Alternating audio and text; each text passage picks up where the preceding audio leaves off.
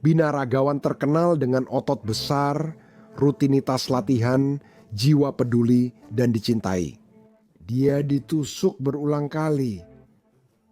Ternyata serangan itu terjadi saat dia tidur, dan meskipun dia berusaha merangkak menjauh dari serangan brutal itu, dia ditemukan tewas.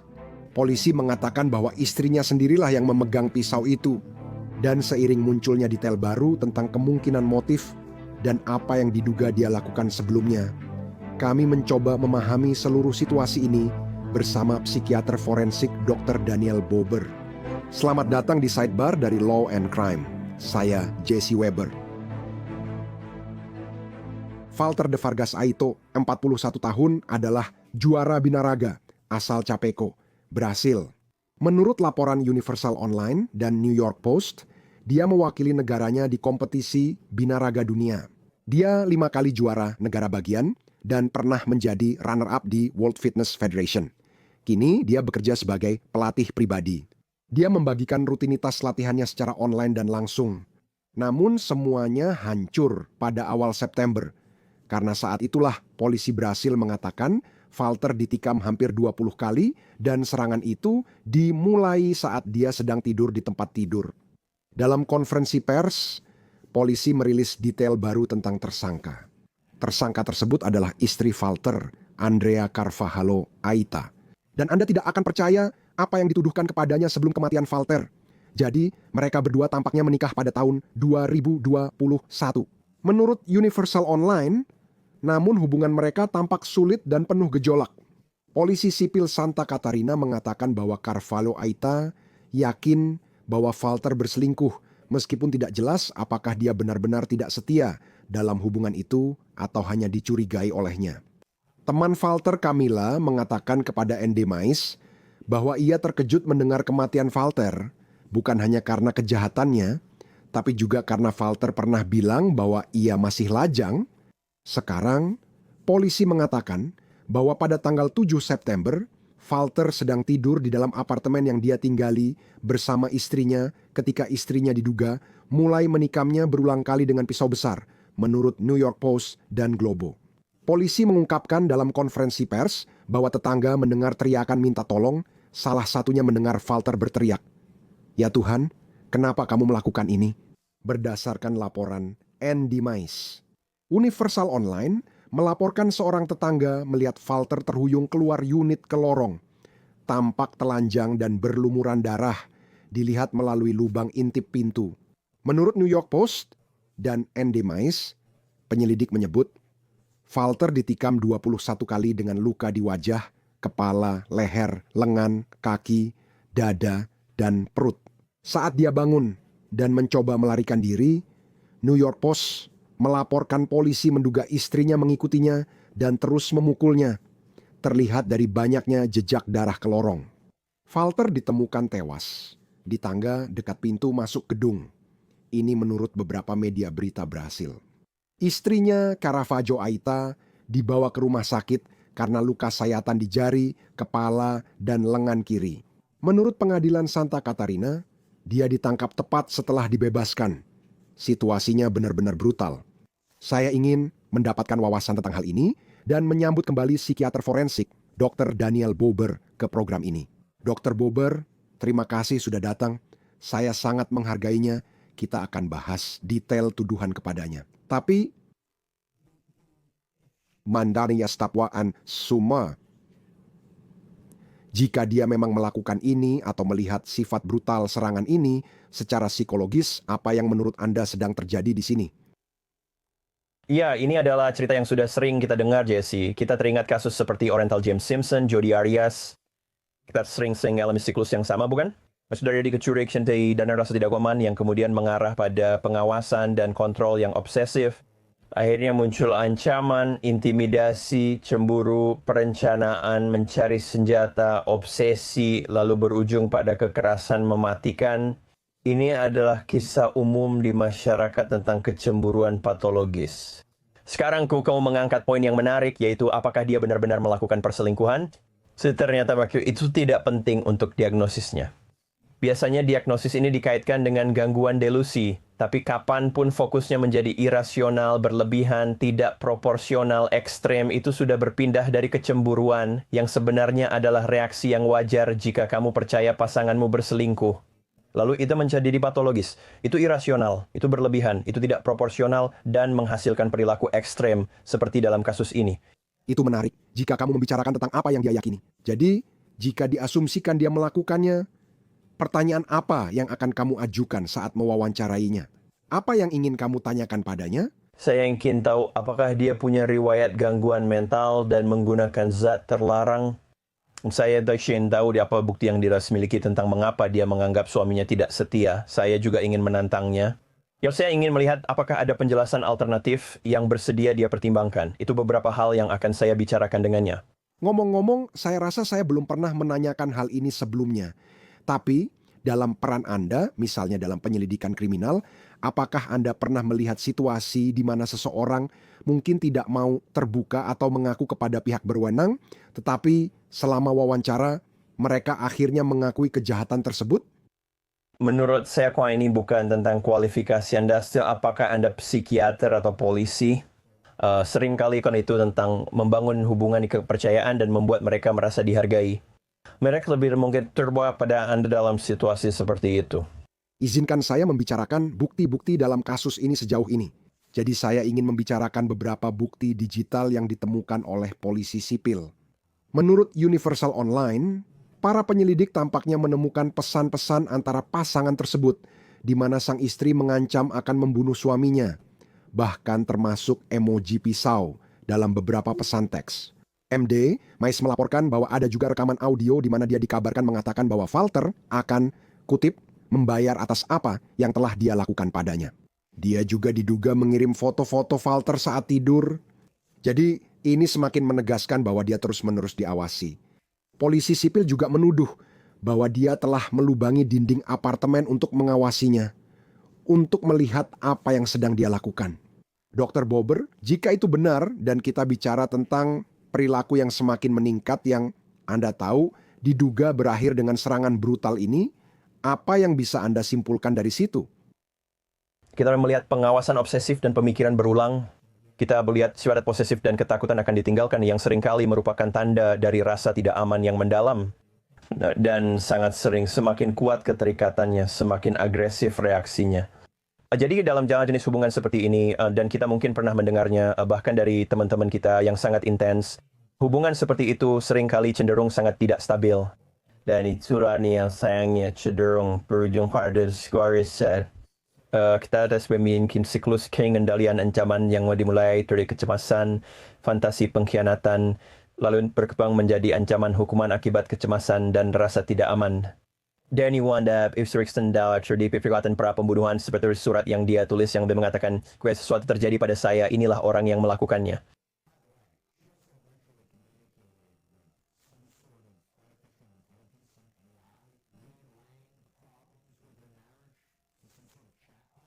Jadi Basia Noticias melaporkan bahwa log pesan yang diperoleh polisi menunjukkan dia berbicara dengan bot ini tentang gejala depresinya dan perasaan frustrasi serta kecurigaannya bahwa suaminya berselingkuh. Anda tahu, Dr. Bober, kita pernah membahas sebelumnya di sidebar tentang kecerdasan buatan dan bagaimana orang merasa nyaman untuk bertanya kepada chatbot ini dan menyampaikan informasi pribadi seolah-olah itu adalah seorang teman. Apakah Anda terkejut mendengarnya? Saya tidak terkejut di zaman sekarang dan itu sangat mengkhawatirkan. Saya selalu bilang kecerdasan buatan bukan teman atau terapis Anda. Kecerdasan buatan tidak bertindak dengan niat karena kecerdasan buatan hanyalah sebuah model prediksi bahasa. Kecerdasan buatan dirancang untuk penguatan, keterlibatan sosial, dan menjaga percakapan tetap berjalan. Mengandalkan kecerdasan buatan untuk meminta saran merupakan kesalahan besar. Itu jelas bisa jadi bukti memberatkan, bukan? Saya rasa itu semakin sering terjadi bahwa apa yang kamu masukkan di sana mirip dengan pencarian Google yang bisa muncul dalam kasus kriminal dan benar-benar merugikan seseorang.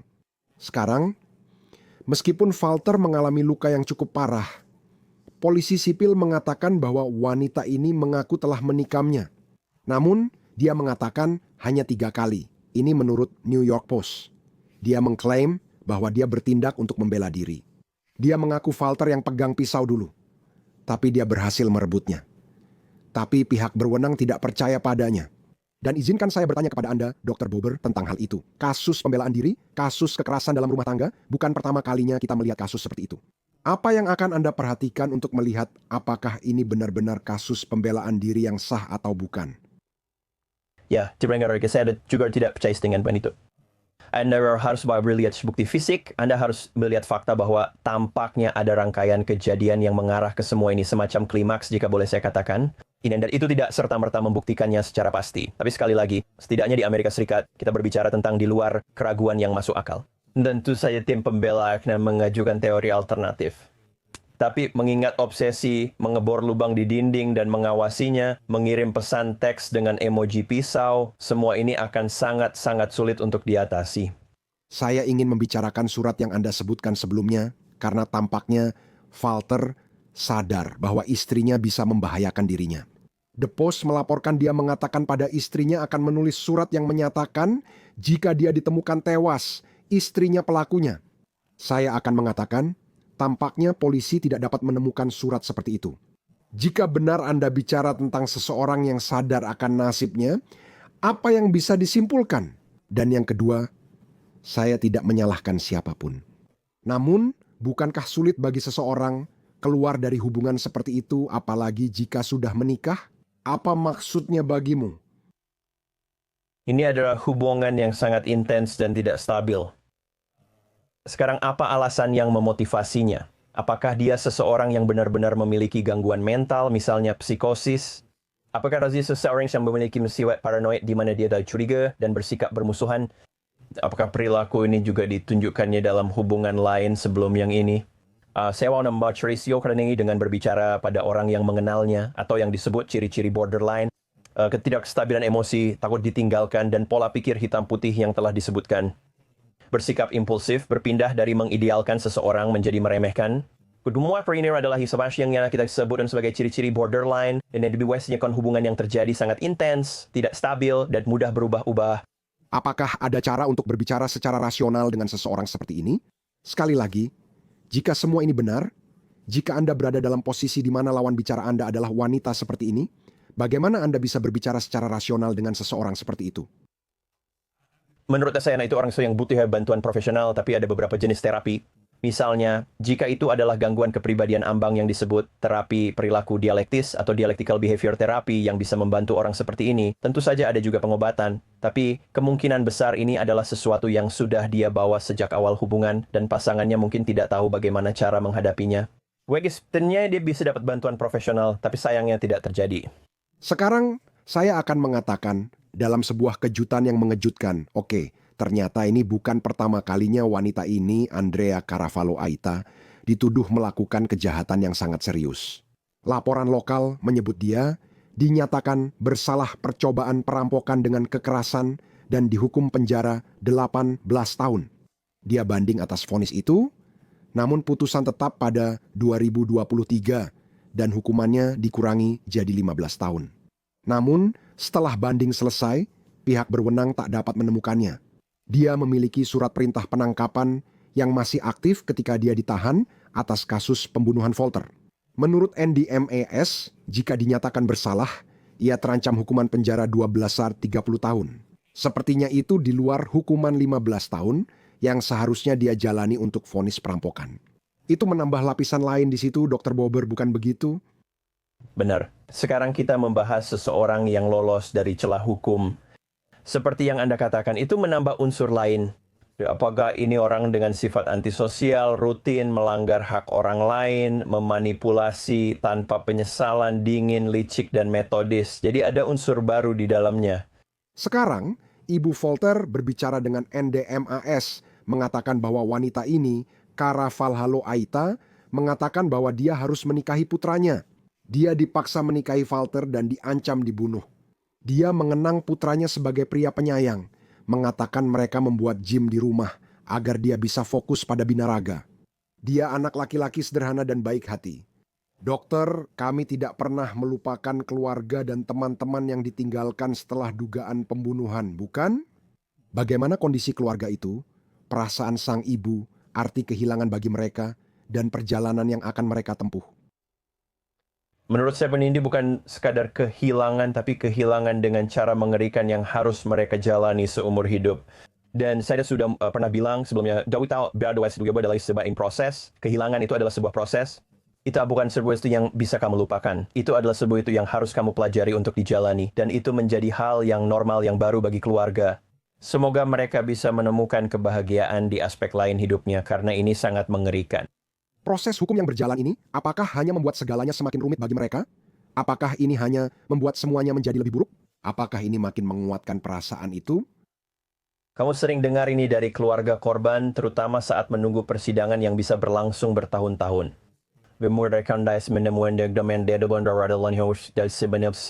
Hidup mereka sulit untuk dilanjutkan. Dan seperti yang sebelumnya, semuanya memang dia pernah benar-benar kembali seperti semula, tapi pasti akan lebih mudah ketika proses ini sudah tidak berjalan lagi.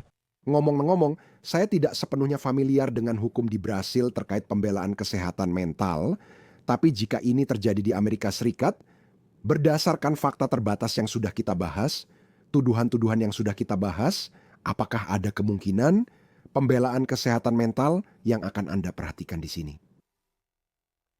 And the team, ay sudah dorang pengacir pembela Mokurensin. Awan semua meminta pendapat ahli distribution dan sudah mengatakan bahwa dia mengalami reaksi emosional yang sangat ekstrem. Namun masalah mereka adalah semua peristiwa sebelumnya. Pesan teks, ancaman, dan pengintaian membuat ini tampak sangat direncanakan dan telah dipikirkan matang-matang. Salah satu hal yang bisa mereka katakan adalah bahwa dia menderita semacam psikosis dan dia berhalusinasi serta memiliki keyakinan yang salah. Tapi kan akan sangat sulit bagi strategi pembelaan yang menggunakan pembelaan gangguan jiwa. Saya setuju. Terima kasih banyak Dr. Daniel Bober atas waktunya. Terima kasih. Dan itu saja yang bisa kami sampaikan untuk Anda saat ini di Sidebar semuanya. Terima kasih banyak sudah bergabung bersama kami. Jangan lupa berlangganan di YouTube, Apple Podcast, Spotify, atau platform podcast lain. Anda juga bisa mengikuti saya di X atau Instagram. Saya Jesse Weber. Sampai jumpa di lain waktu.